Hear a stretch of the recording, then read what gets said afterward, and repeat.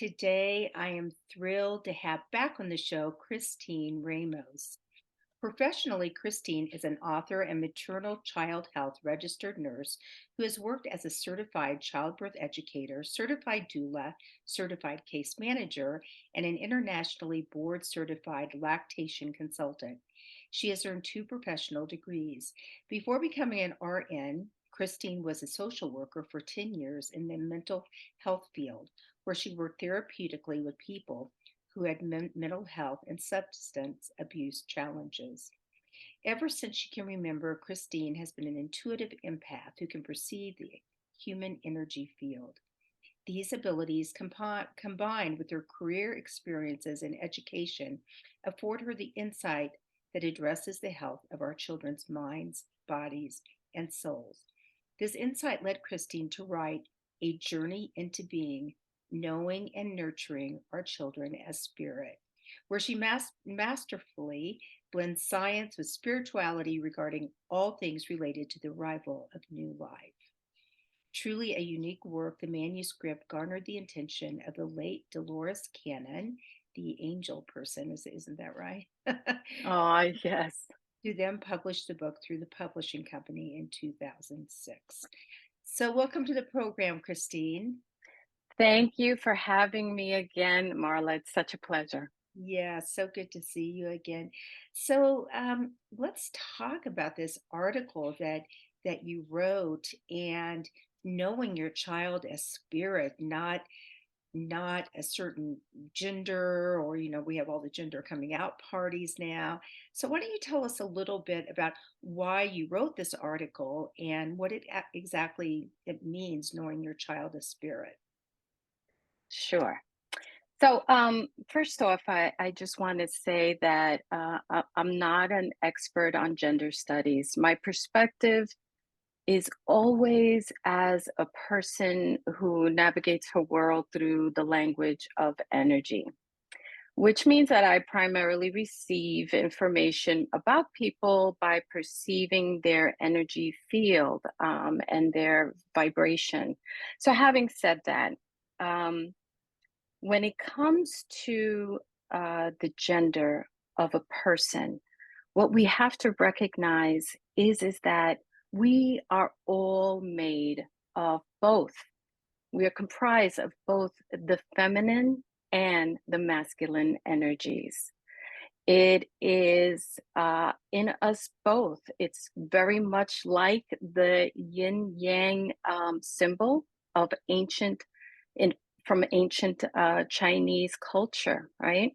So, like the symbol itself, these energies are fluid and they are components that uh, reside in each other. So, in other words, every soul is uniquely unisex and can have innate characteristics that society associates with certain genders, right? Say for example, we consider the human traits such as aggression or courageousness or competitiveness. um, More than likely we would assign those characteristics as masculine, more so than feminine, right? But these traits could end up being in the biologically female with a biologically female, right? And she may grow up to be ambitious or gutsy, and those traits will serve her well throughout her lifetime. And the same holds true for traits such as like sensitivity, gentleness, nurturing. This can appear in a man, and for a man, these traits can make him a wonderful father or companion, right? So, all of that is to say that we are composed of both of these forces, and they can show up differently also at different points in a person's life. Um, when you think about gender, now gender is a social and cultural construct, right? it was made, these are human categories that were made up basically as a way of dividing labor, right? And this is the way it's been historically. So these are human labels that we apply that served us well in the past. But, now, at least it's my belief, we have to move beyond this and start looking at the raw spirit of a person, the raw brilliance of someone. And that brilliance is evident right at birth.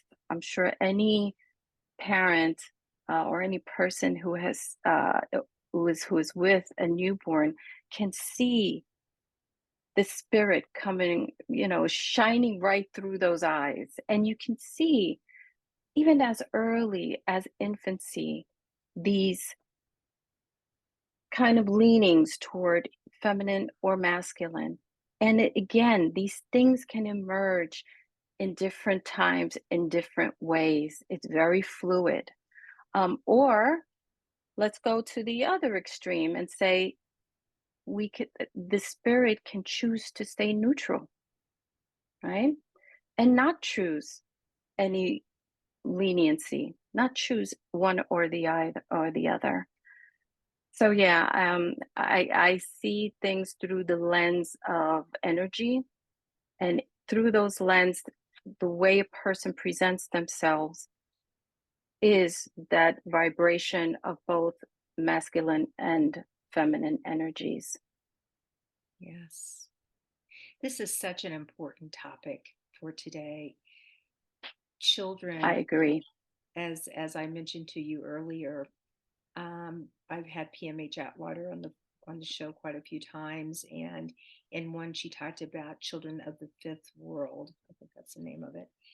And she talks about how these children are even pouring in, I will use that term, and for a decade or so now, that are coming in that are more non-gender, that are spiritual, and they're here to teach us lessons that we so badly need to learn. So what do you think about that? What lessons do you agree with that, and what lessons are these children here to teach us? I do agree with that. I also believe it's multifactorial. I believe the reason why we're seeing and hearing more from people who identify as LGBTQIA is it's actually a combination of things. I think media in general, which includes, social media, has allowed us all to see the world and its people right from our phones and computers, right? Um, I believe social media has allowed this community to find their people. And with that community comes strength in numbers and a sense of safety to be who they truly are. However, at the same time, what is that doing, right?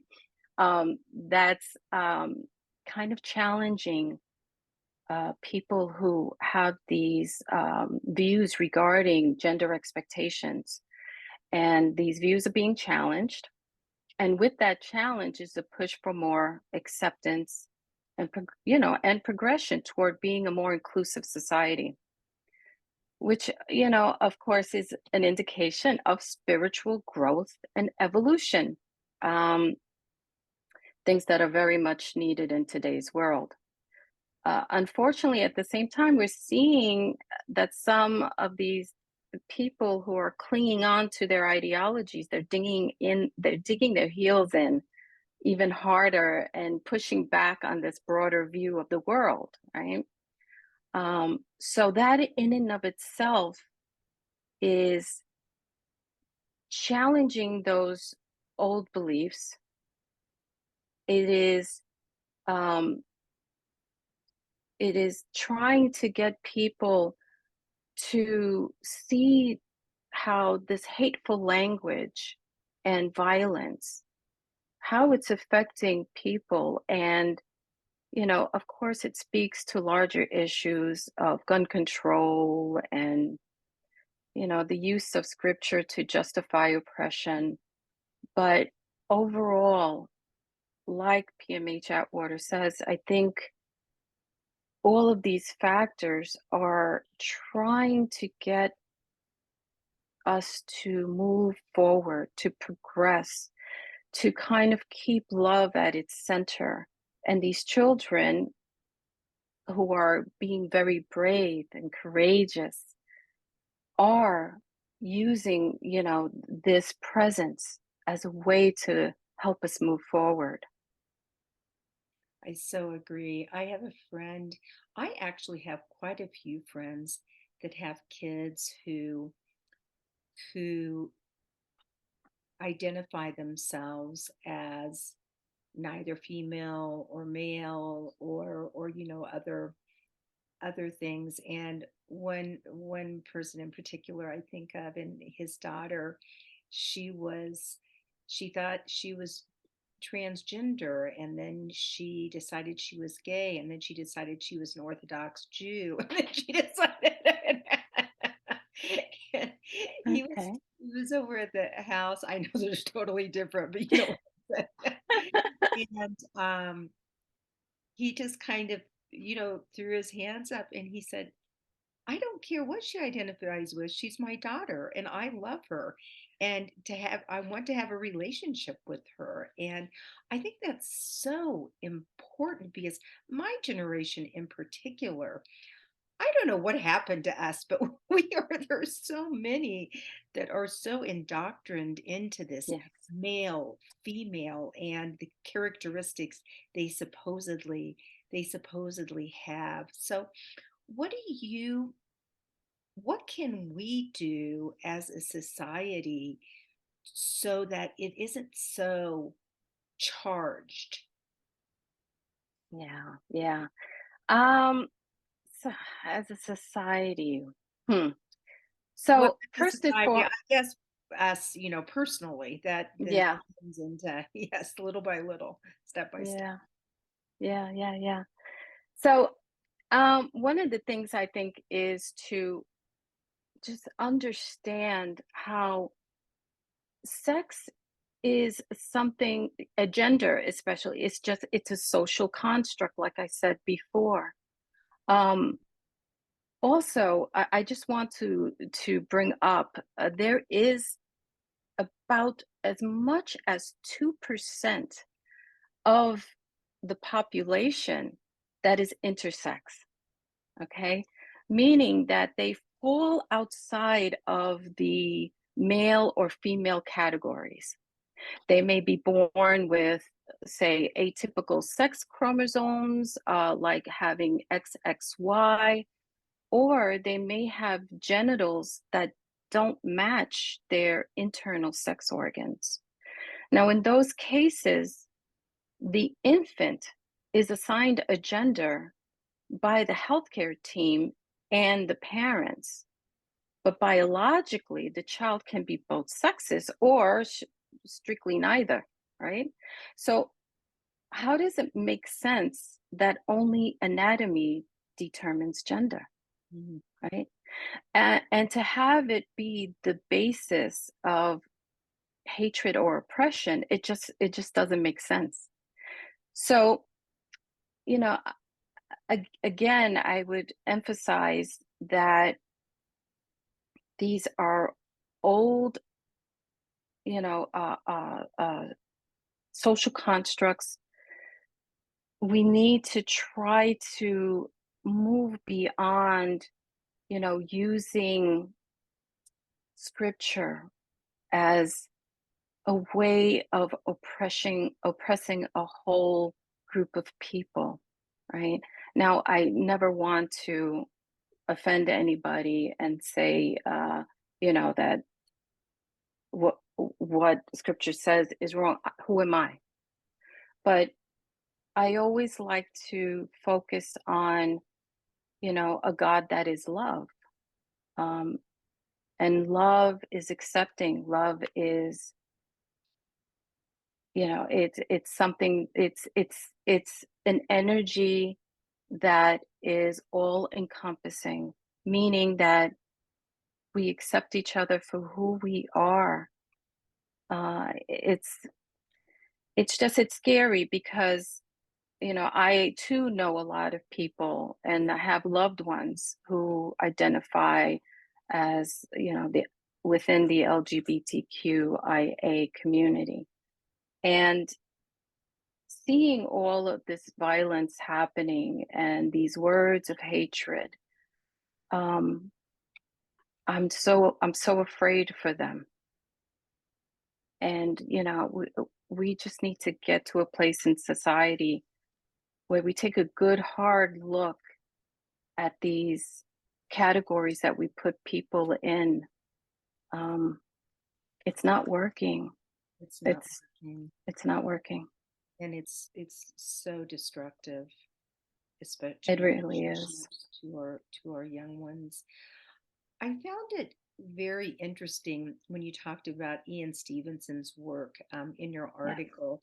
He is someone I've referred to in a lot of my interviews, and for listeners, he is the researcher at University of Virginia that did so much amazing, not just amazing, but documented research on past lives of children. So, can you speak on that? Sure, sure. So Dr. Ian Stevenson wrote the book where biology and reincarnation intersect. And in that book, he follows the cases of children who remember past lives. And when it comes to gender in particular, what he has investigated is um, the masculine and feminine energies of children and what they bring forward into their subsequent life. So what he found was that a lot of these children will show traits of the gender of the claimed previous life. Mm. They may cross dress, they play games of what is considered appropriate for the opposite gender, and they may otherwise show what he calls, attitudes characteristic of that gender of the previous um, claimed life.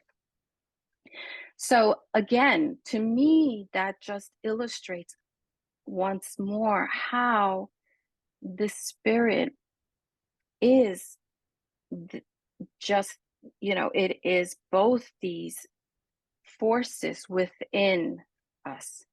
And the way it expresses itself is also a combination of imprints from previous lives that we bring forward, that it could be something where we just have an imprint of memory of being a female, and that comes through at a certain time in your present life. Uh, and I keep repeating this, but it's very dynamic. These energies flow. The way I see it, again, I perceive a person primarily through that vibrational field, and I will feel the softness of both. I feel the softness of the feminine, and then the more rougher of the masculine. And it is dynamic. It flows in and out throughout a lifetime. So, having said all of that, we see, especially with Dr. Ian Stevenson, that again, these traits can come up in subsequent lifetimes as exactly that. These are not so much as a trait, but an expression of the nature of the spirit. And that nature is those two forces within us. Wow. I think that many in my generation, they look at gender as who you want to have sexual relationships with. Mm, And and there's so that's so sad. There's so much more to it than that. So just yes. the educating and what does the IA stand for? That's something new that I haven't heard. I is intersex, and A is asexual, meaning a person who chooses not to have sexual relations. Right. Interesting. So, Christine, with your background, you say you're not an expert, and I understand that, but you've worked in mental health, you've worked with children, you've worked with parents. Mhm. What kind of advice can you give? I mean, just as talking, I'm thinking about my kids, and all of them are have such both sides to it. I never thought of it before, but it's Yes. just so incredibly obvious when that sensitivity or that empathic, well, anyone can be sensitive, anyone can be empathic, that's what we're talking about, but those traditional traits of the feminine versus that the masculine traits. And what what can we do from even at birth and little ones to help just try to, when society is just doing, boys do the wear blue, girls wear pink, what kinds of things we can do to really help the spirit flourish instead of just honing in on one gender or the other? Well, there are some things that I actually wrote an article that talked about that very thing. And some of the things that you can do is to just be cognizant of the like their environment. Okay, this could include the toys that they play with, right? So, um, we usually associate trucks and cars and that sort of thing with boys, or footballs and baseballs and stuff like that we associate with boys. And with girls, we think about toys such as dolls, or playing dress up, or playing like you're a mother, with the dolls. So, one of the things that parents can do if they choose to have sort of like a gender neutral environment is to be mindful of those toys, because those toys are kind of guiding the child toward what we think is the gender norms, the gender expectations, right? So that's one way, is to have gender neutral toys, or to have both for, let's say you have a female child, have both those toys that are considered more masculine, and the ones that are considered more feminine. Let that child decide what to play with. Some other things are even things as innocent as color, right? So, color, we associate girls with pink and boys with blue. Choose gender neutral colors such as greens or purples, colors like that, or neutral beiges. Those are some ways that you can be as gender neutral as possible. Um, there are actually some professions that a person can look to, that are experts in how to decorate your home in a gender neutral way. Yeah, so all of these options are popping up, and I think it's a good thing. I really do. Kind of taking us away from the importance that we place on gender. I mean, it's like gender is far from being the product of anatomy. I mean, that's just the truth. it's so interesting to do you feel like there's a transformation though happening where with all of these children and we talk about social media, but I'm talking about little ones that Hmm. they're not involved in social media. And I went to a Christmas show just 2 days ago, and I bet there were four trans kids in this Christmas show. And it was so wonderful to watch. Oh, wow. Yeah, Okay. yeah. And Oh, I like that. yeah, yeah. So let's talk about trans kids a little bit. Like what exactly does that mean? And I think we all know what it means, but at what age do you feel like that a child knows for sure, but maybe they're always both? I don't know. I don't even know how to phrase the question. I wrote in my book how the spirit reveals themselves immediately as they enter the earth. As soon as they're born, they reveal themselves. You can ask, you can ask parents, when did they know that their child was, say, gay, right? And they will likely tell you, I've known all along. Um, there you you can see the raw spirit in a child. And I think, to go back to your question about what is the spiritual significance of this, just as I believe the spiritual significance of the birth of more sensitive children coming into our world, I think this is all to shake us up. I think it's all to have us see through the illusion of these human made up labels and categories and you know our tendency to put people in boxes.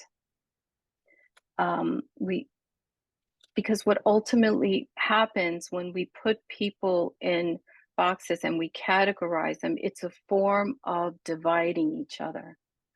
And with that division comes, of course, prejudice, it comes biases. And I think these children are trying to tell us, listen, that's not what this life is about. Those are all illusions. I mean, if anything, as you know, part of my presentation for that workshop that we went to on spirituality in children was about interaction synchrony. And interaction synchrony is scientific proof that we are all connected to each other. Why? Because vibrationally, we pick up on each other's neural neural signals, right? So, what interaction synchrony, for your audience that doesn't know what it is that it's when two or more individuals begin to unintentionally mirror or synchronize with each other. And this can include behaviors, emotions, and body movements. So, just to give you a background, modern scanning techniques have allowed us to visually observe how connected we really are. They found that depending on the situation, a person's nervous system, their brain waves, their heart rate, their respiration, and even their perception of pain can be synchronized or coupled with others who are nearby you, right? So, what is that saying about each other as a group of people? We are all interconnected with one another, right? The intolerance, contempt, or hatred, these energies all get projected and shared in the collective consciousness. Whether we're aware of it or not, these negative energies reverberate in all of us and ultimately keep us from evolving spiritually. Mm. So, again, when we place each other in these boxes, in these categories, when we label, okay, I'm this, you're that, ultimately what we're doing is perpetuating this illusion of separateness. And we are not separate. We are all, what affects somebody in another country will ultimately affect each one of us.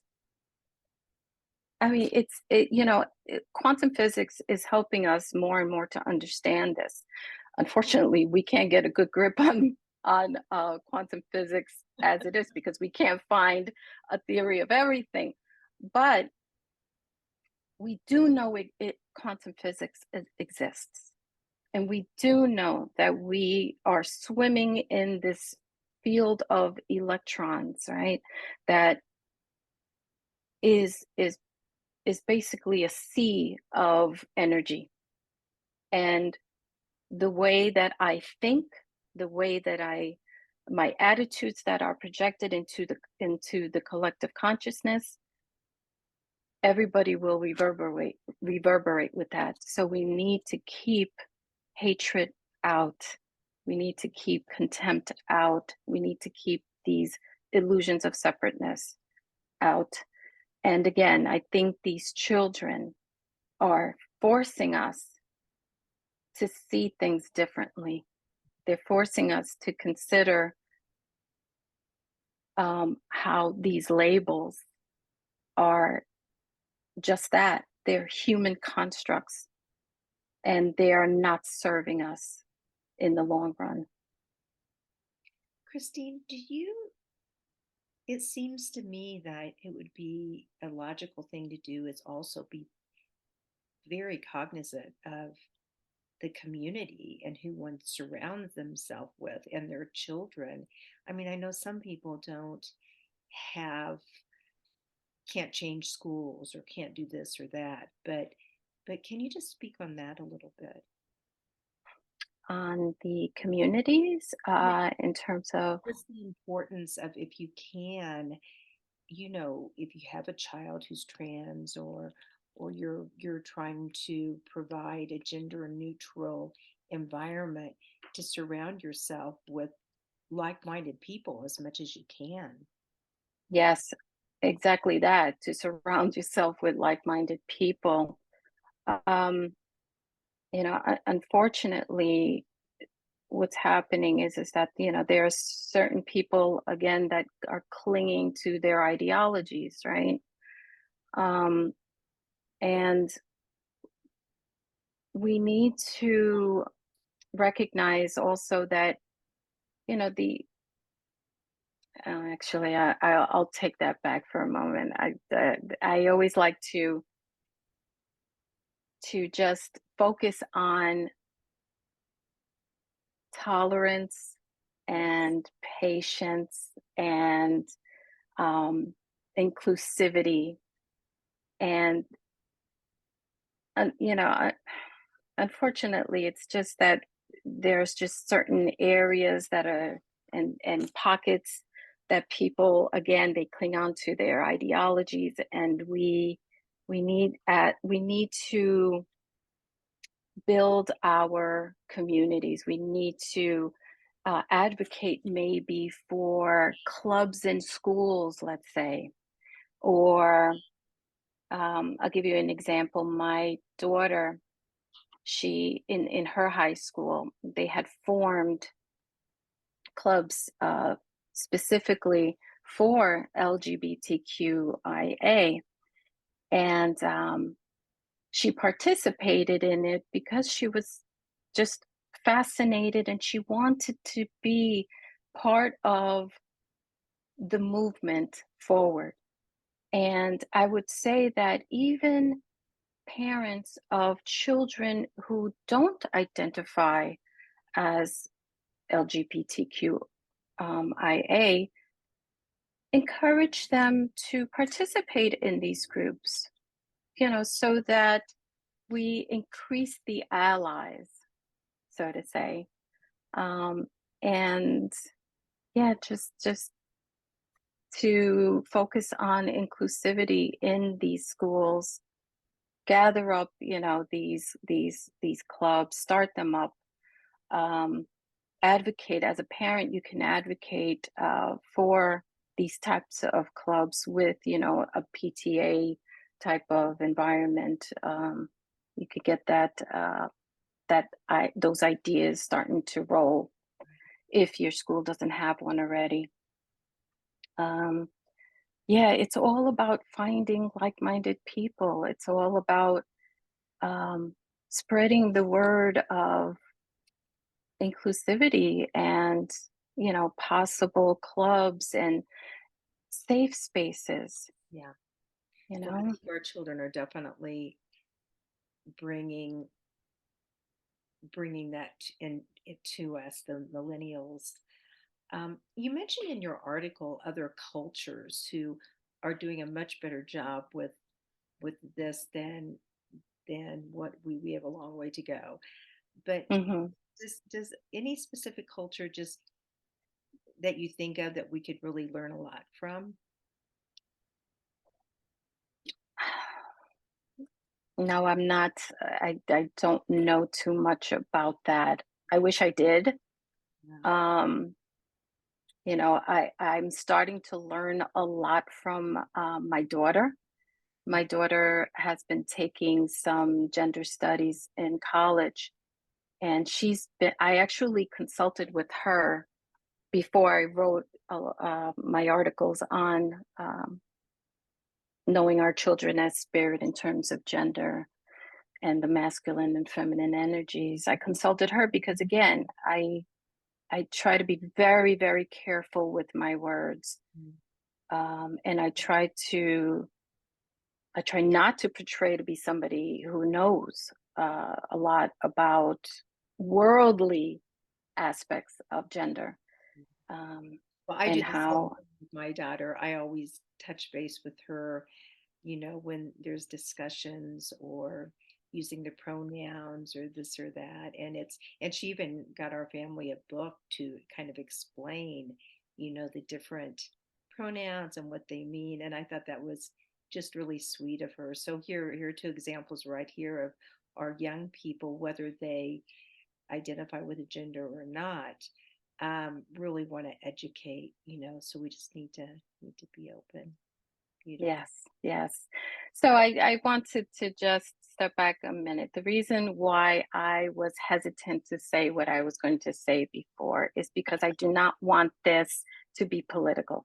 Yes. Um, and that's why I get a little tripped up with my words. If you saw me kind of backpedaling, I don't want this to be political. And so um, we have to be careful in how we word things. And I my focus is primarily on just moving past these these antiquated ideas that are fueling hatred and violence.